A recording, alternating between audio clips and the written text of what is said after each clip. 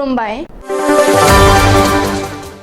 Bodoland इंखं television स्टुडिय'आव आं ललिता गयारी दिनै मोनाबिलिनि गाहाय रादाबफोराव दं। एबसुनि मोनसे थान्दै हानजाया कल्पना बर' आरो हिर'नय पाटवारीनि नखराव खौरां लाहैदों। आलफा उदांनि टार्गेटआव DIG जितमल दले। तामुलपुराव पुटिमारि दैमारि रुगुं खुरखानायखौ गिबि मन्थ्रिया नायबिजिरदों। बरसासिखौ खन्थाइ लिरनायनि थाखाय हमाखै, पुलिसा हमामोनब्ला आलफायाव थांसिगौमोन बुंदों हिमन्त। बाजुगावन PIC गिर्जानि बानजायनायाव साननैनि जोहोलावफोरनि सांग्रांथि हाबाफारि। चिरांनि जावलियाबारियाव माइ गायनानै सावथाल फरायसा आफादा सोमावसारनाय हाबाफारि। दानिया फैदो आबुं रादाबाव।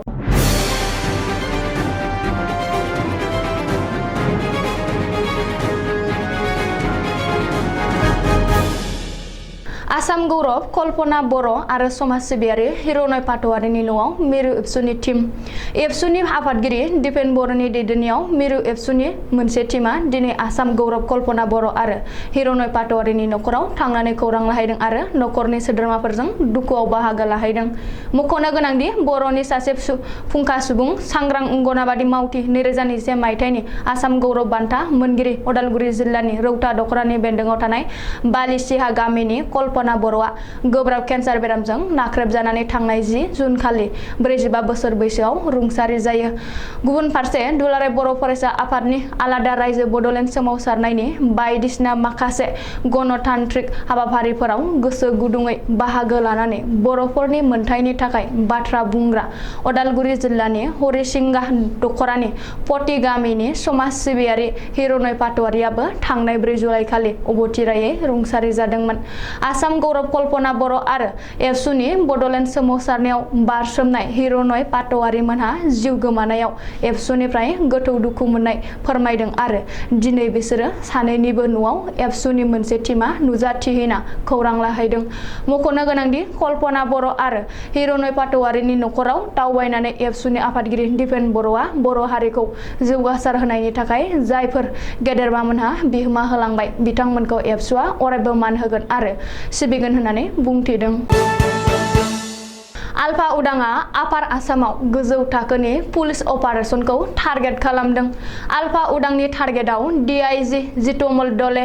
इन्टेलिजेन्सआ फोसावदों दि बे खौरांखौ बेजों लोगोसे आसाम पुलिसनि DIG जितमल दलेखौ सांग्रांथि होदों। मख'नो गोनांदि फरेस्ट बरुवा दैदेननाय आलफा उदाङा महामारिया कर'ना भाइरासनि अलखद समाव गावनि बिथिंनिफ्राय निजायै दावहा दोनथ'नो फोसावनायनि उनावबो आपार आसामाव पुलिस आरो रैखाथि बिफाना गले गले आलफानि हेंथायै अपारेशन खालामनायनि उनाव आलफा उदाङा आसाम पुलिसनि गोजौ बिबानगिरि DIG जितमल दलेखौ टार्गेट खालामदों होननानै संगालिनि सुलुङाव फोसावदों आरो सांग्रांथि होदों।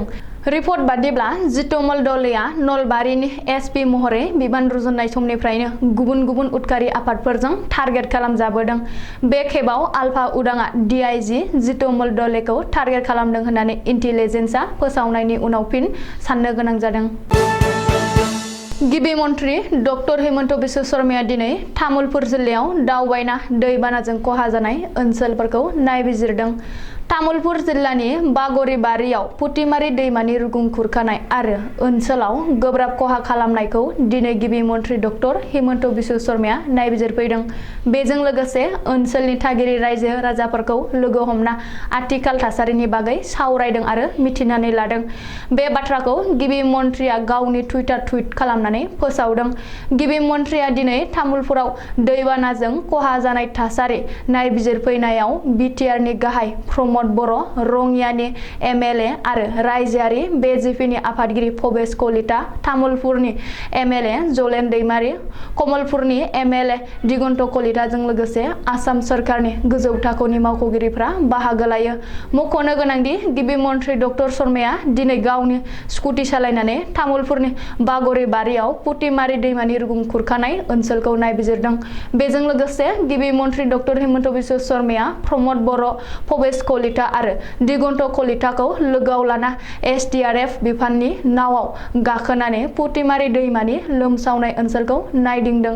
मख'नो गोनांदि गिबि मन्थ्रिया दिनै तामुलपुरनि बागरिबारियाव दावबायनानै पुटिमारि दैमाया बायफ्लंलांनाय ओनसोलाव 12 किमि गोलाव माथावरि खोनायनि राहा खालामनायजों लोगोसे दै सम्पद बिफानजों सावरायना बे बिथांखिखौ थाबैनो मावफुंगोन होननानै रायजो राजाफोरखौ बाथ्रा होदों। DGP भास्कर जयति महन्तनि उनाव गिबि मन्थ्रि डक्टर हिमन्त बिश्व शर्मायाबो बरसासिखौ खन्थाइ लिरनायनि थाखाय हमाखै होननानै बुंदों। मख'नो गोनांदि माहारिबादनि खन्थाइ लिरनायनि उनावनो बरसासिखौ पुलिसा हमनाय जाथायखौ लानानै रायजोआव दुंहाव थासारि सोलिफुदों। बे समावनो बरसासिखौ पुलिसा हमनाया खन्थाइजों जेबो सोमोन्दो गैया होननानै गिबि मन्थ्रिया रोखायै बुंदों। गिबि मन्थ्रि डक्टर हिमन्त बिश्व शर्माया दिनै तामुलपुराव दावबायनाय समाव खौरांगिरिनि सिगाङाव बुंनाय बादिब्ला बरसासिखौ खन्थाइ लिरनायनि थाखाय हमाखै। बरसासिखौ पुलिसा हमामोनब्ला दाहालागै आलफायाव थांसिगौमोन। बबेखानि माखासे सुबुङा मिथिखानाय बुजिखानाय बाथ्राखौनो बेले-बेजे आरो साननो गोनां खालामदों। जुदि हिनजावसा आरो बिनि बिमा-बिफाया आलफायाव थाङा होनना बिबान लायो अब्लानो जोबथेसालिनिफ्राय हगारगोन होननानैबो गिबि मन्थ्रि डक्टर हिमन्त बिश्व शर्माया खौरांगिरिनि सिगाङाव फोरमायदों। गोलोम बोथोरनि बन्द मोननायनि उनाव फरायसाफ्रा न'आव ओरैनो थानानै गेलेनायाव दिन बारहोनायखौ नोजोर बोनानै दिनैनिफ्राय लानानै बाजुगावन PIC गिर्जानि बानजायनायाव फरायसाफोर आरो देरबोनाय लाइमोनफोरखौ बानजायथि हाबाफारि लादों। देरबोनाय गथ'फ्रा जाहाथे गाज्रि आखल गारनानै जानाय लोंनाय फेग्रा मुवा बाहायनायनिफ्राय गोजानाव थायो आरो गेदेर गोलाव आरो बिमा-बिफाफोरखौ मान होनो सोलोङो बेफोरखौ गाहाय आलासि दिगन्त आलीनि जोहै फोरोंथाय होनाय जादों। खमैबो 200सा जोहोलावफोरजों लोगोसे गोबां बिमा-बिफाफोर आरो माननि आलासिफ्रा बे हाबाफारियाव बाहागो लानायखौ नुनो मोन्दों। चिरां जिल्लानि जावलियाबारि गामिनि दुब्लियाव माइ गायनाय हाबाफारिजों ट्राइबेल दाबिनानै सोमावसारदों। लोगोसे सावथाल हारिखौ साहा जनगोष्ठीजों आसाम सोरखारा दाजाबदेरनायखौ हेंथा होनानै बेखौ बोखारफिननांगौ होननानै दाबि खालामबावदों। चिरां जिल्लानि सिडली बेंखनाव जावलियाबारि गामियाव सावथाल फरायसा आफादा माइ गायनाय हाबाफारिजों सोमावसारदों होननानै गाहाय नेहाथारि रिमेन सरेना बुंदों दि सावथाल हारिनि हारिमुआरि गाननाय जोमनायजों सुबुं हानजा सुरनायनि गेजेरजों सोमावसारदोंमोन। नाथाय सोरखारा गावसोरनि दाबिनायखौ खोनासङाखै आरो खेरायबोआखै। अब्लाबो नाथाय सावथाल फरायसा आफादा गोसो बायाखै आरो दाबिनायखौ एंगाराखै। जों जोंनि मोनथायखौ बिनानैसो सोमावसारदों आरो माइ गायनाय हाबाफारिजों सोमावसारदों होननानै गाहाय नेहाथारि रिमेन सरेना बुंबावदों। आथिखालाव सावथाल हारिनि आइजो द्रौपदी मुर्मुखौ हादरगिरिनि थाखाय मिरु सोरखारनि गोहोआव थानाय NDA दोलोआ बिजाथि महरै फसंनायाव सावथाल फरायसा आफादा गोजोननायखौ फोरमायदों। नाथाय बे मोनसे समावनो आसामाव सावथाल हारिया ट्राइबेल थासारिखौ मोननो हायाखै। बे सोमावसारनाय हाबाफारियाव मिरु सावथाल फरायसा आफादनि आफादारि नेहाथारि दुर्गा सरेन आरो चिरां जिल्ला सावथाल फरायसा आफादनि सलेमन मुर्मुमोनजों लोगोसे गोबां सावथाल दैदेनगिरिफ्रा बाहागो लादोंमोन। दिनै मोनाबिलिनि रादाबा एसेनोसै। गोजोन्थों।